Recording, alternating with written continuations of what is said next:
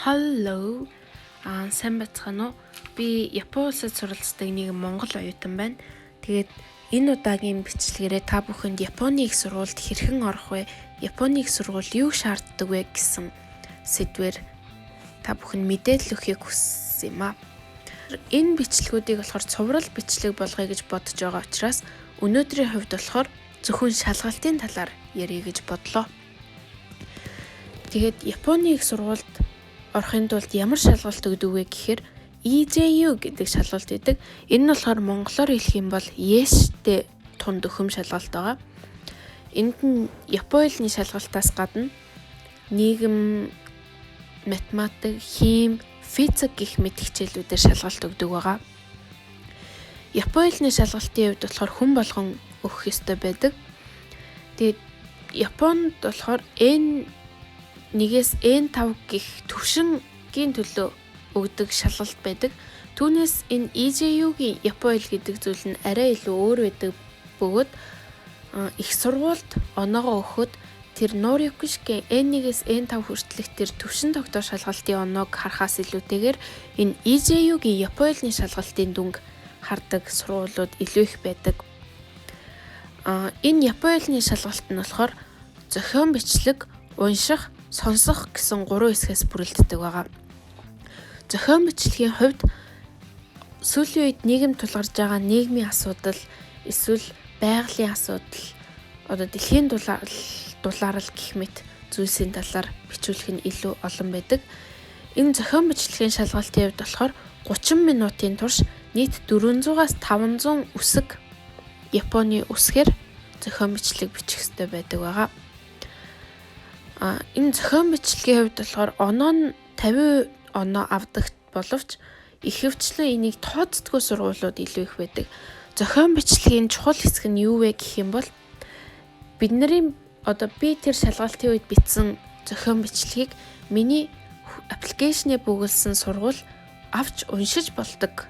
Тийм эрх байдаг учраас зохион бичлэгийг хэрвээ уншихыг хүсэх юм бол тэр их сургуулиуд хизээч хамаагүй уншиж үзэх боломжтой. Тийм болохоор оноо илүү өндөр аавна гэхээс илүү тэр доторх гол агуулга нь илүү чухал байх нь магадгүй чухал гэж би бодож байна. Түүний дараа болохоор унших шалгалт байгаа. Унших нь богино болон дунд тэгээд урт гэсэн нийт 3 зохиол дотроо зохиолтой. Тэгээд нийт тэндээс 25 асуултыг 40 минутын турш бөглөх, бодох шаардлагатай байдаг байгаа. Энэ 40 минутанд 25 асуулт нь ерөнхийдөө бол маш богино хугацаа өгөөд нэг богино өгүүлбэрийн хувьд болохоор богино зохиомж гэх юм уу? Тийм зүйлийн хувьд болохоор 1 минутын хурдтайгаар 1 минутанд л нэг асуулт хийх байдалтайгаар хийхгүй бол ерөнхийдөө бол амжитгүй байгаа. Тэгээд энэний хувьд болохоор цаг хамаагүй их чухал. Тэгээд ерөнхийдөө бол асуултаа уншсны дараа өгүүлбэрээсээ хайх гэдэг арга нь хамгийн хурдан, хамгийн зөв арга юм болов гэж миний хувьд бодогддог. Түүний дараа болохоор сонсголын асуулт байгаа. Сонсгол нь болохоор нийт 50-аас 55 минут үргэлжлэх Японы хэлний сонсголыг хийх тийм шалгалт байдаг байгаа. Японы хэлний шалгалтаас гадна нийгмийн ухаан болон байгалийн ухааны чиглэлээр явахаас шалтгаалаад дахин шалгалтаа сонгож өгдөг тусдаа шалгалтууд бас байдаг. Нийгмийн ухаан гэдэг нь болохоор бидний сайн мэдих эдийн засаг, олон улсын харилцаа, сэтгэл судлаач, хууль гэх мэт чиглэлийн ерөнхийдөө бол нийгэм талын мэргэжилтэй болохыг хүссэн хүмүүс өгдөг шалгалт байгаа. Үүний шалгалтын хувьд болохоор Сого Камоку гэж нэрлээд ерөнхийдөө бүх зүйлийг хамруулсан нийгмийн ухаанаас гадна түүх, газар зүй, эдийн засаг гэсэн сэдвүүдээс олон төрлийн сэдвүүдээс бүрэлдсэн тийм шалгалт байдаг байгаа. Тэгээ энэ шалгалт нийт бас 200 онооны шалгалт байдаг. Түүнээс гадна нийгмийн ухааны чиглэлээр явахыг хүсэж байгаа хүмүүс Сугаку 1 буюу математикийн арай илүү амархан сэдвүүд, вектор, тэгштгэл тэгээд бас магадлал маш их орж ирдэг. Тиймэрхүү математикийн асуулт нийт 4 том асуулт, түүний дотор жижиг асуултууд байдаг. Энэ асуулт ийм математикийн шалгалтаас өгөх шаардлагатай байдаг. Энэ шалгалтнаас нийт 200 оноо.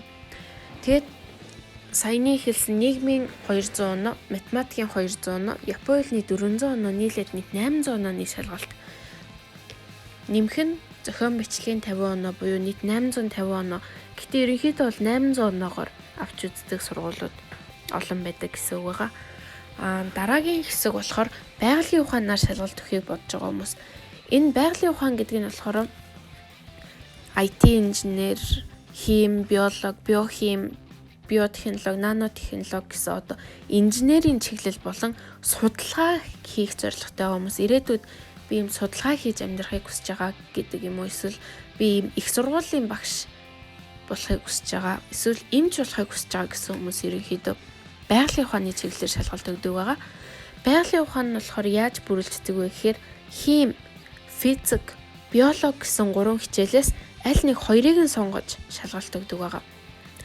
Сургуулиас шалтгаалаад зөвхөн хим, физик өгсөн байх ёстой, эсвэл хим, биолог өгсөн байх ёстой гэсэн сургуулиуд байдаг боловч ихэнх сургуулиуд тийм зүйл заагаагүй байдаг учраас хүүхдүүд өөрсдөө сонгох нь их байдаг. Тэгээд хүмүүсийн хувьд болохоор хим, физикийг өгөх нь илүү олон байдаг учраас хим, физик хоёрыг сонгохыг илүү их санал болгох хэрэгтэй болов гэж бодож байна. Энэ хим, физикийн шалгалт нь болохоор хим, физик, биолог гэсэн байгалийн ухааны шалгалт нь болохоор нийт 2 хичээлээс бүрэлдсэн 100 оноо буюу нийт 200 оноо байдаг. Түүнээс гадна математик 2 гэдэг шалгалт өгөх ёстой байдаг.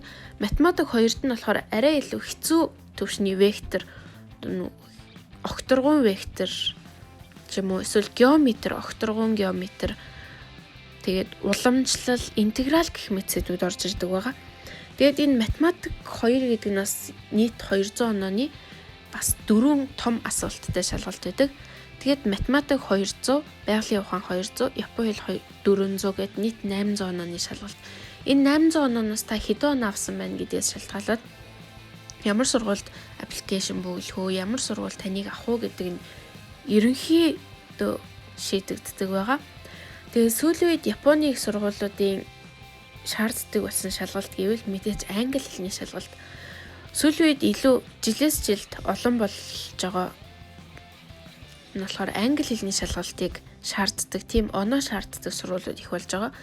Гэхдээ TOEFL-ийн оноог гэж заавал харгалзахгүй, TOEIC-ийн оноог бас зөвшөөрдөг сургуулиуд байдаг. TOEIC илүү бидний амьдралд илүү ойрхон хэллэг ашигладаг бөгөөд нийт 990 оноотой. 990 оноо нь хамгийн дээдлийн оноо гэж үзээд тэрнээс японочууд өөрсдөө болохоор 600 оноог авахыг зорддог хүмүүс илүү их байдаг. Ерөнхийдөө бол 700-800 оноотой хүмүүс гэх юм бол нэлээд мундаг гэж боддог. Тэгээд ерөнхийдөө гадаад хүмүүсийн хувьд болохоор ийм 700-800 оноо авах тохиолдол багагүй байдаг. Тэгээд монгол хүмүүс бас магадгүй арай илүү өндөр оноотой байх тохиолдол ажиглагддаг. Манай ангид бас хятад хүүхдүүд байдаг гэсэн л та. Тэр хүүхдүүд ерөнхийдөө бол 300 оноо ч юм уу 290 оноо 400 оноо гэх мэт оноо авдаг хүүхдүүд байсан. Тэгээд Японоор арай гүйцэтгэв маа гэхэд одоо англи хэлнийхээ оноогоор бол ялчгүй давуу байдаг ч юм уу. Тийм байвал бас нэг та бүхний ингэж сонгох нэгэн шалтгаан болгоч боломжтой. Тийм учраас энэ TOEFL-ийн шалгалт өгөх нь мэдээж тэн дээр сайн оноо авч чадах юм бол үнэхээр сайн хэрэгжчихсэн. Заавал TOEFL гэлтгүй TOEIC-оор өндөр оноо авч чадах юм бол энэ нь Японы хувьд бол хангалттай гэхүү.